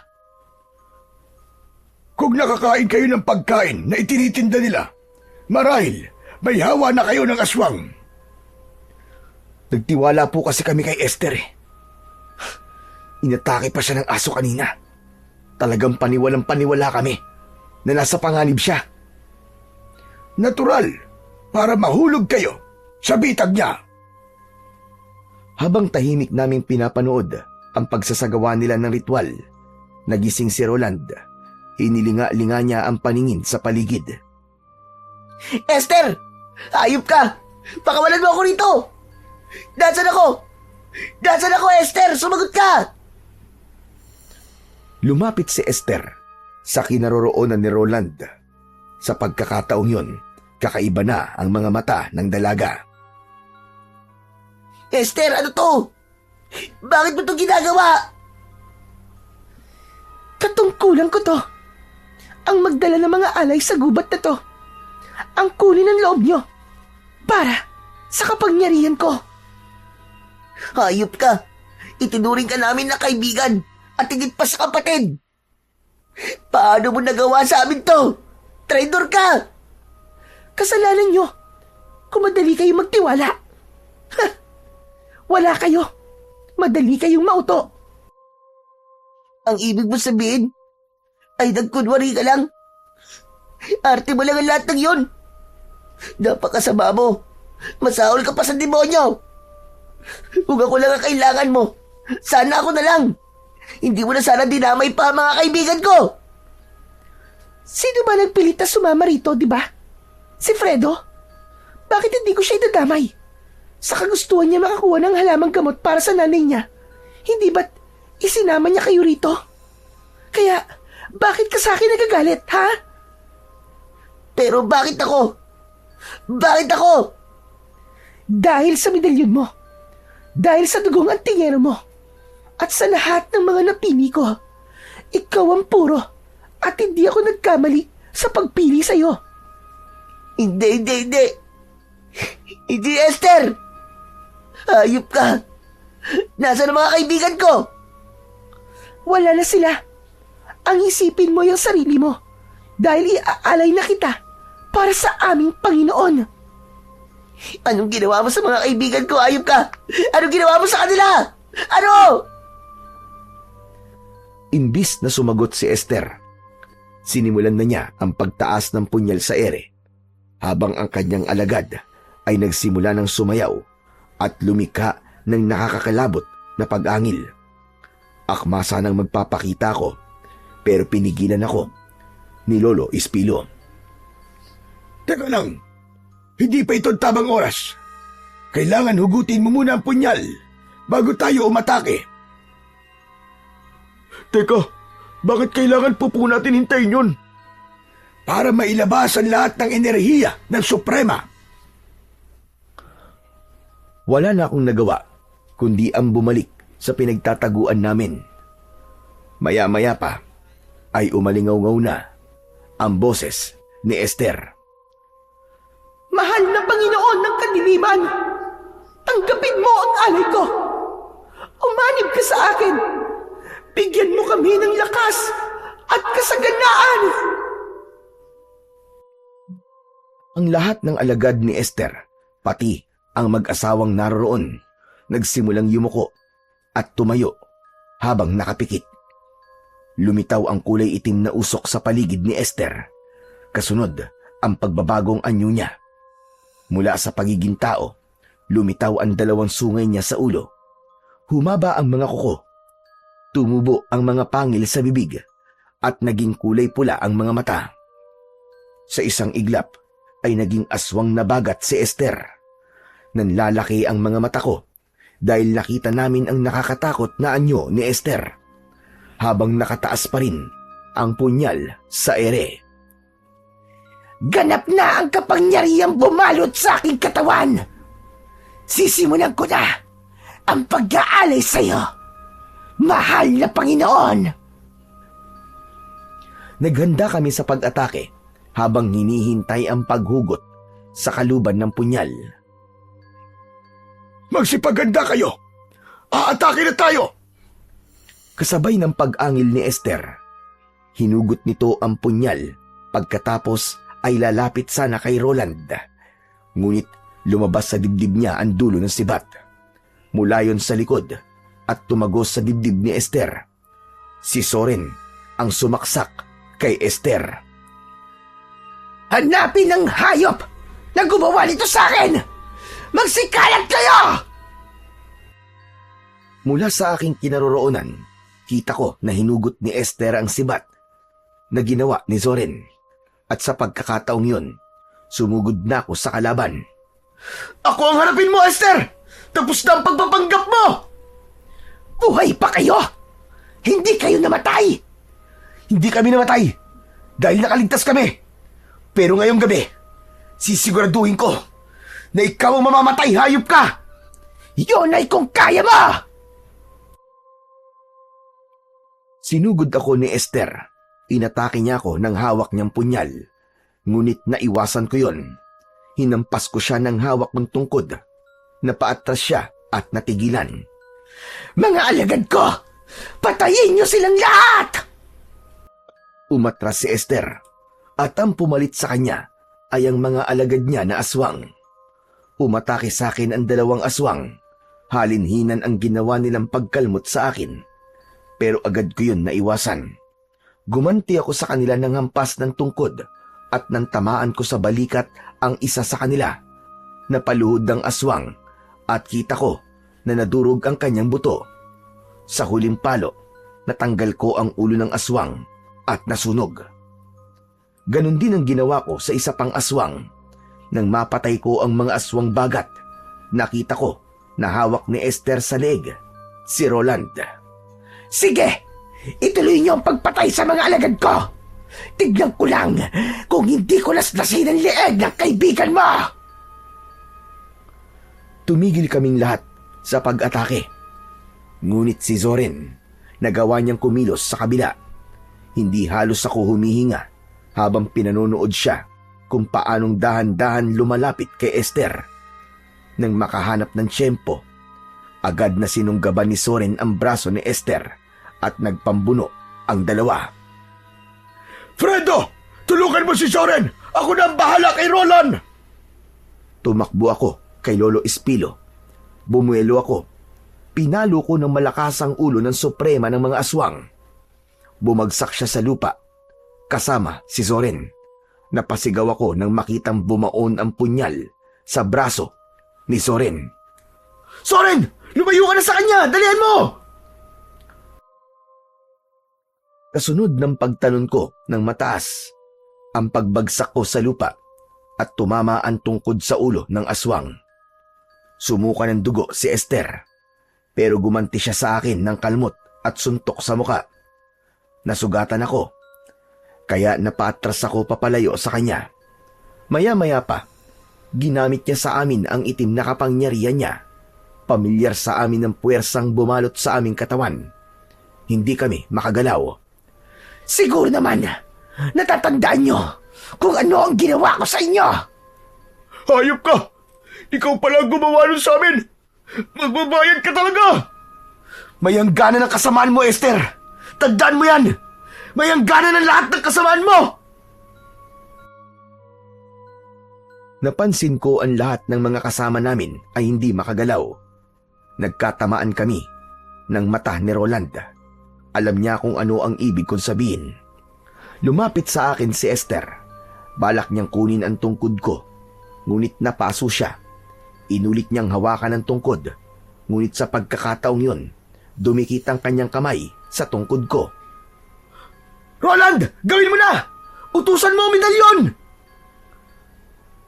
Sa bisa ng aking medalyon, espiritu at ng hangin, tanggalin sa aming lahat ang kapangyarihang itim na bumabalot sa amin! Lumakas bigla ang ihip ng hangin. Namatay ang mga apoy. Natira lang ay ang siga sa gitna. Sinabayan ko naman yon ng pagtawag sa bisa ng tungkod. At sa bisa ng kapangyarihan ng tungkod, sunugin ang katawan ng nilalang na ito! Nagkikikisay ang katawan ni Esther, maging ang natitirang mga aswang na naroroon, na wala rin ng puwersang pumipigil sa aming katawan. Kanya-kanyang dampot ng sibat ang mga tao at sinaksak nila ang mga aswang. Bumagsak ang mga ito sa lupa habang nagkikikisay at bumubula ang bibig. Hindi kayo magtatagumpay! Hindi kayo magtatagumpay! Ang masasamang nilalang na kagaya mo ang hindi magtatagumpay!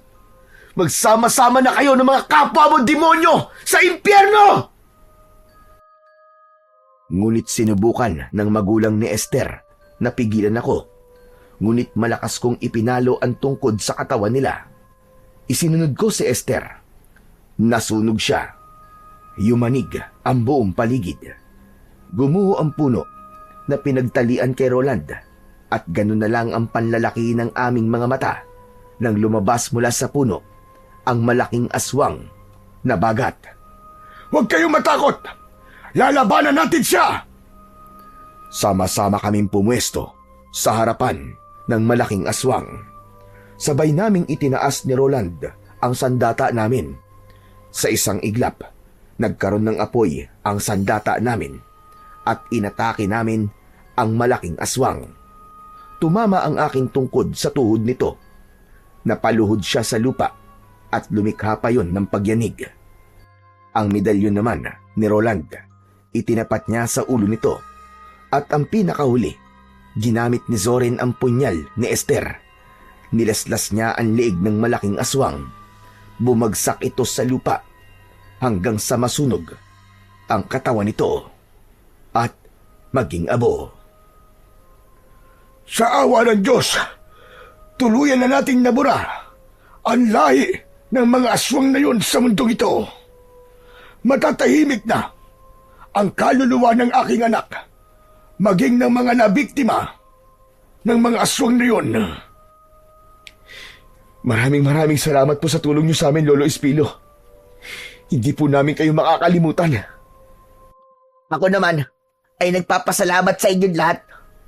Lalong-lalo na sa inyo, mga kaibigan ko. Soren, Fredo, kundi dahil sa inyo, baka patay na ako ngayon. Pero totoo niyan. Ako talaga nagligtas sa'yo, Roland eh. Di ba nakita mo, umikot pa nga ako sa likod ng puno. Nilabanan ko nga, pati takot ko eh. Ang galing ko, di ba? Oo na. Salamat. Ang kulit mo. Sabay gulo ni Roland sa buhok ng kaibigan namin na si Zorin. Hindi rin ako makapaniwala na magagawa ni Zorin ang bagay na yon dahil siya talaga ang matatakotin. Tama ang sinabi niya. Nilabanan niya ang sariling takot para sa amin na mga kaibigan niya. Dahil sa pagmamahal niya sa amin. Mas nanaig ang kanyang kagustuhan na mailigtas si Roland. Bueno, natapos na ang pag-aasik nila ng lagim. Pero matanong ko nga muna kayo, ano ba talaga ang dahilan at napadpad kayo sa lugar na ito? Ang totoo po niyan, Lolo Espilo nagpunta po kami rito para po sa turmeric na gamot kay nanay upang mapigilan po ang pagkalat ng kanser sa katawan niya. May taning na po kasi ang buhay ng nanay ko. Aba, meron akong tanim na mga luya na makatutulong upang mapigilan ang pagkalat ng kanser ng iyong ina. Pero kahit uminom siya nun, iba pa rin talaga ang may pananalig ka sa Panginoong Diyos. Tama po kayo. Tanging ang Diyos lamang po ang magpapasya sa buhay natin. Teka, sumama kayo sa akin para magamot na rin natin ang mga sugat nyo at bibigyan ko kayo ng mga halaman na luya. Itanim nyo sa lugar nyo. Ibabalik ko na rin po itong tungkod nyo, Lolo Espilo. Aba, hindi na kailangan. Itusok mo lang yan sa lupa dahil hindi na yan magagamit kahit kailan. Wala na yung bisa dahil patay na ang mga aswang na bagat. Itinusok ko ang tungkod sa lupa at nasaksiyan ko ang pagbabago ng itsura nito. Naging bulok na kahoy ito at naglaho ang presensyang nararamdaman ko. Pagkatapos naming mag-usap, ay umalis na kami sa lugar na yon. Bumalik kami sa kuta ni na Lolo Espilo at ng mga tauhan niya. Nakita naming magkakaibigan ang mga halaman na luyang dilaw, saka ibinigay sa amin upang itanim. Pagkatapos, nagpaalam na rin kami sa kanila. Itinuro niya sa amin ang tamang daan pabalik sa kuweba.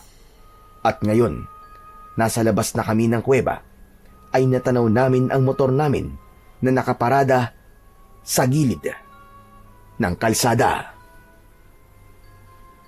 Simula ngayon, hindi na tayo pupunta sa mga lugar na hindi natin kabisado. Aba, mahirap na. Ay nako, ngayon lang ako naging masaya ng ganito sa tanang buhay ko ah. Grabe, ang dami ko natutunan sa mga nangyari sa atin sa lugar na to. At may naiuwi pa tayong gamot. Samantalang, ang dami naman ito sa amin eh. Ano?